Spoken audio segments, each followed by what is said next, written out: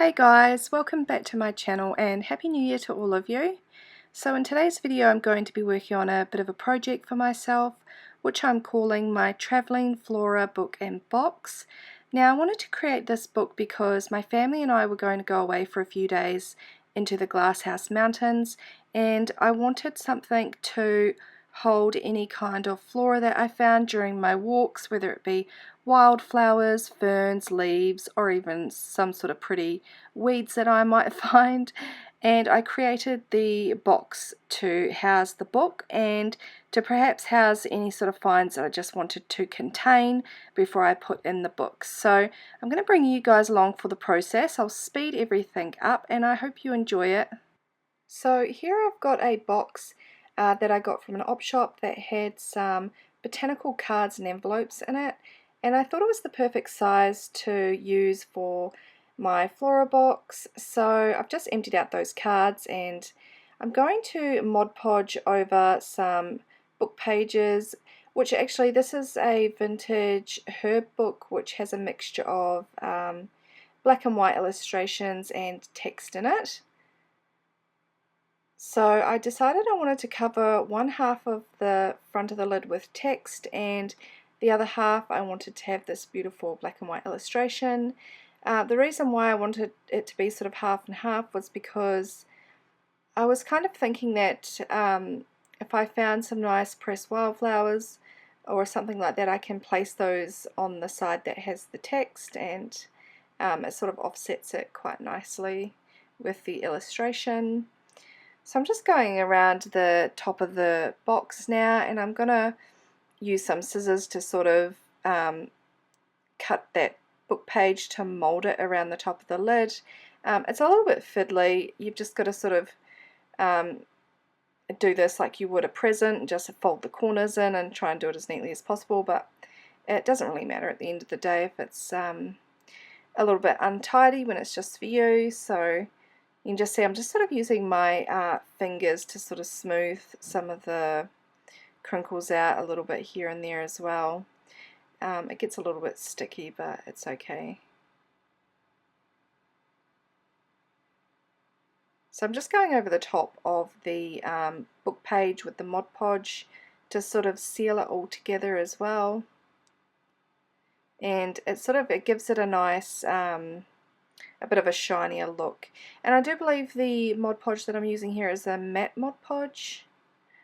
So it's a little bit sticky, but it's not too bad. So this is just the inside of the lid that I'm doing here, and I was going to just sort of cover parts of this because I wanted to use a full illustration on the top of this lid. But then it kind of changed and I decided to just use parts of the illustrated pages and parts of the text.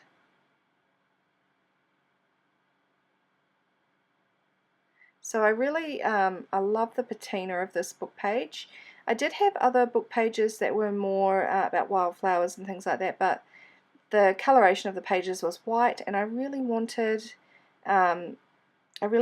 this box to look more aged and have more of a vintage a look to it. And this was the only book that I actually had that was about any kind of flora and that had these beautiful patinaed pages. So here I am just ripping some of that book illustration page up there, and I think I go through the book and I find another illustration to sort of cover the other side there, and then that's going to be the inside of the box done. And I think I just set that aside just to dry, and then I work on some other parts of the box.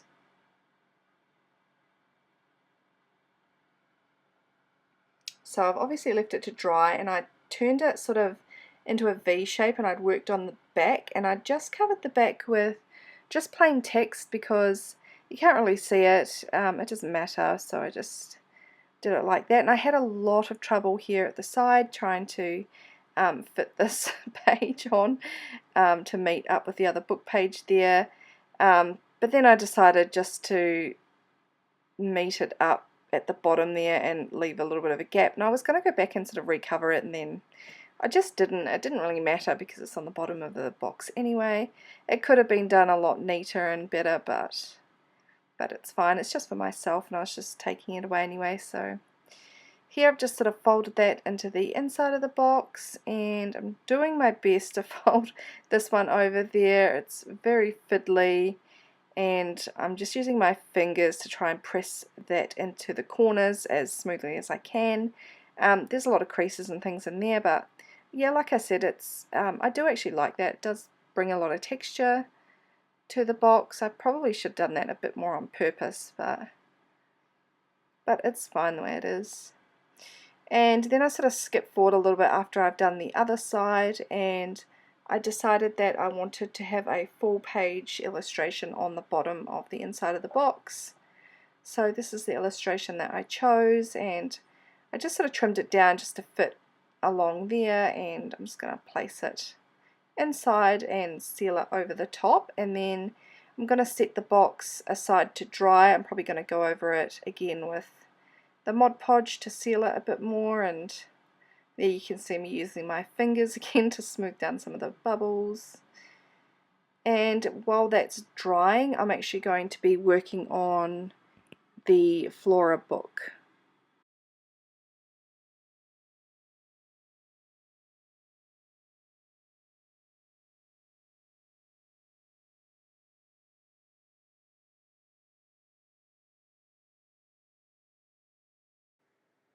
So for the Flora book, I'm going to be using this piece of felt. Now it's not cut evenly, I've just sort of roughly folded it to fit inside the box, and just cut it with no measurement whatsoever, so it's not perfectly straight, but I think it's fine. I do like a little bit of wonkiness, as you know. So with this piece of felt, I'm going to cover it with some fabrics that I like.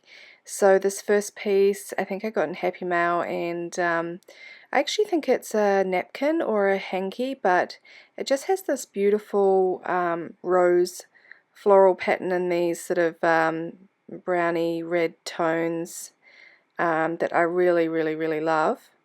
So I'm just going to pop that on my piece of felt with some fabric glue. And it doesn't cover the whole piece of felt there, but I've got another piece that I will pop down the bottom, so I'm not too concerned about that.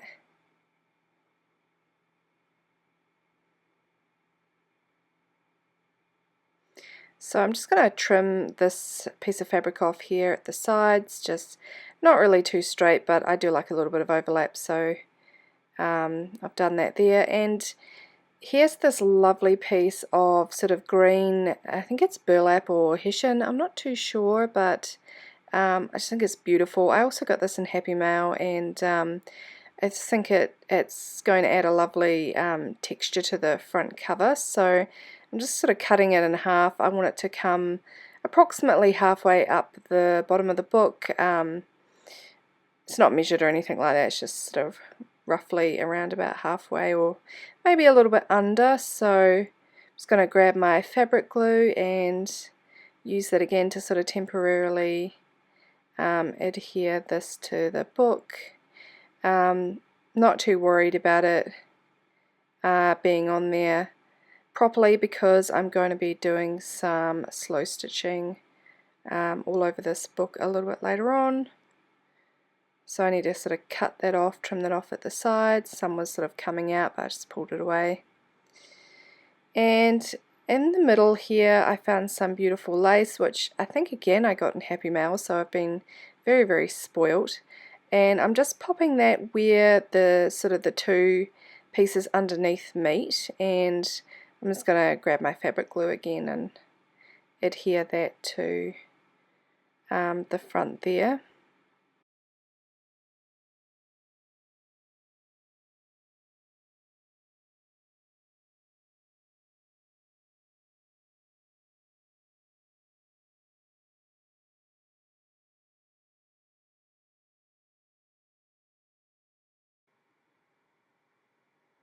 So for the next piece, I actually found this beautiful doily that I had, but Part of it was actually stained, so I decided to cut out the sort of floral embroidered piece on this doily, and I've cut it out in a sort of circular shape, and I'm going to add that to the front just on top of the lace.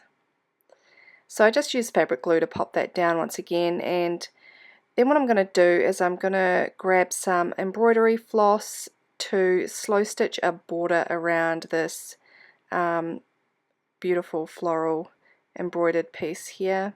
So I'm just going through to see what colours I think will go nicely, and I know that a green would go really well, so I'm just sorting through the different tones that are there and deciding which tone goes best. So I'm not too sure which one I pick here. I think it was the lighter green.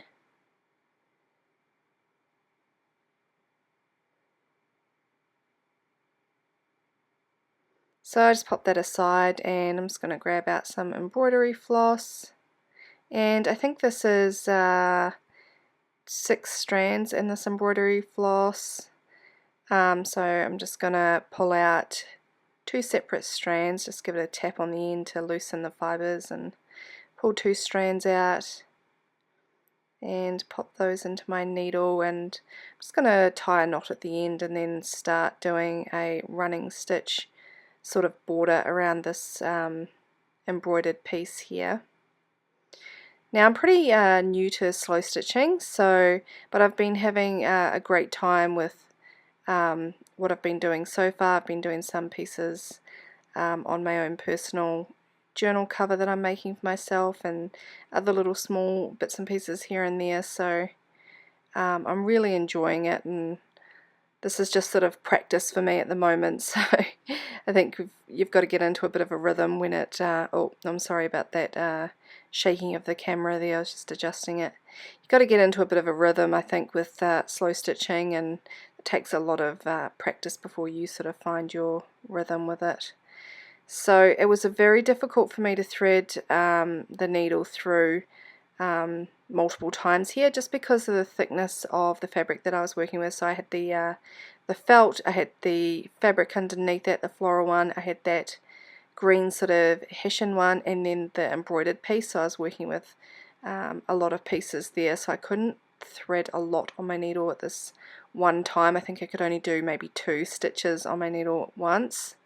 So it made it a little bit slow going here, but that's fine. So I think I'm just going to show you guys a few stitches here at the beginning, and then we'll skip forward to where it's sort of meeting at the end. And I made sure that that lovely orange flower on the embroidery piece there was this at the center of the top part of the piece there, if you know what I mean. Because it's the only orange flower on that piece, so I want it to sort of keep it at the top there. I think even some of these I could only do 1 stitch at a time.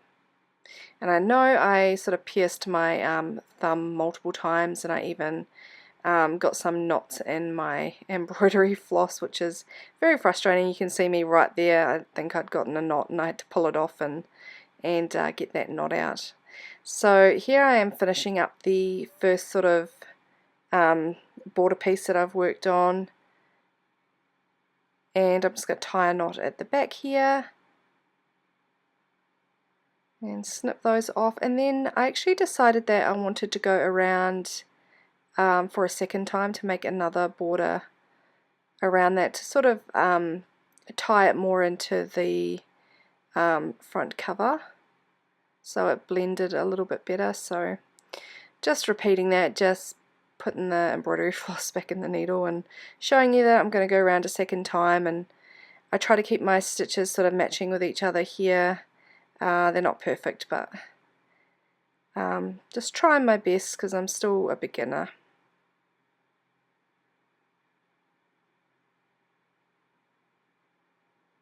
And I slowed this part of the video down for you guys so you could see a little bit better what I'm doing here. I know it's a little bit tricky to see. It's quite tricky to stitch when you're that far away, because I usually hold the piece I'm working on quite close to me, so it was a little bit tricky, but it was alright. So I finished that up. I did that second border around the flowers there, and then what I decided to do was slow stitch over the entire cover. And this was something that originally I was not going to do, and as you can see there, I've just pricked my thumb and I was just sort of sucking on my thumb there for a minute. Yeah, I was not originally going to do this, and then I decided I would. I thought, oh, it won't take me too long, but in reality it did take me probably a couple of hours to do this.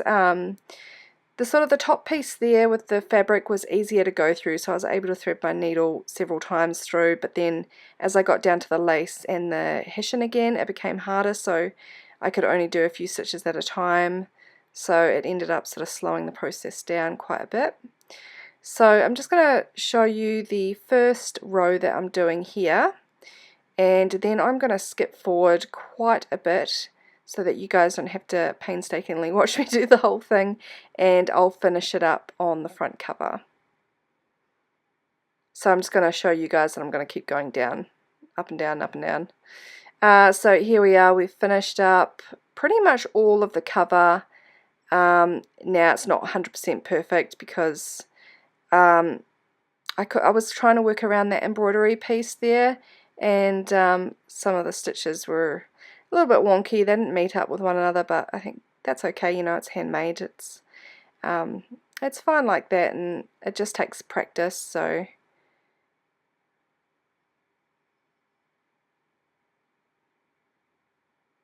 I've just got a couple more rows that I'm just going to finish up right here.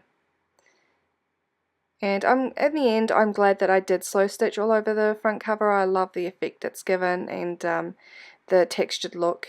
And as you'll notice, I actually didn't put any fabric on the inside. I've left the felt as it is. I don't know really why I did that, but it doesn't really bother me. I did like the look of the stitches on the inside, and I think that's why I did it. I wanted to see the work that I'd done. So yeah, it doesn't bother me at all, but you know, if you're doing this, you can obviously pop an inside piece to cover up those stitches if you don't want to see them.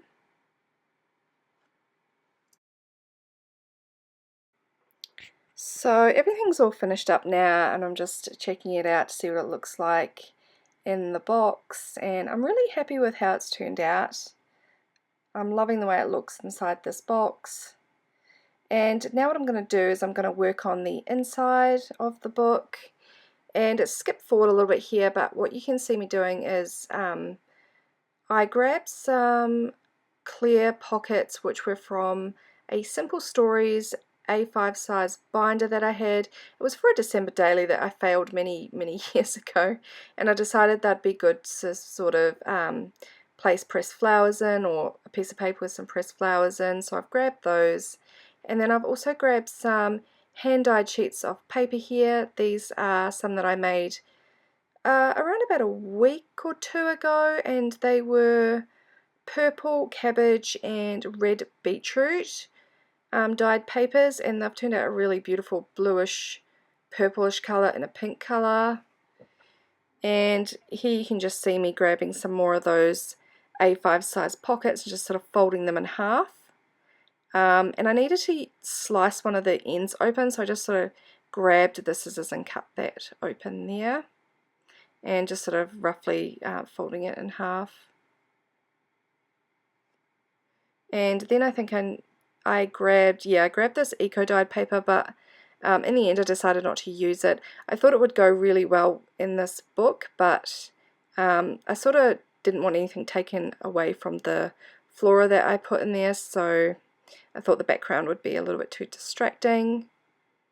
So here what I'm doing is I'm just trimming off the binder part of this clear pocket where the holes were, but I'm being careful not to cut where it's sealed. So I'm just going to go through all of those clear pockets here and just trim down the sides, and everything gets sort of more neatly trimmed off camera.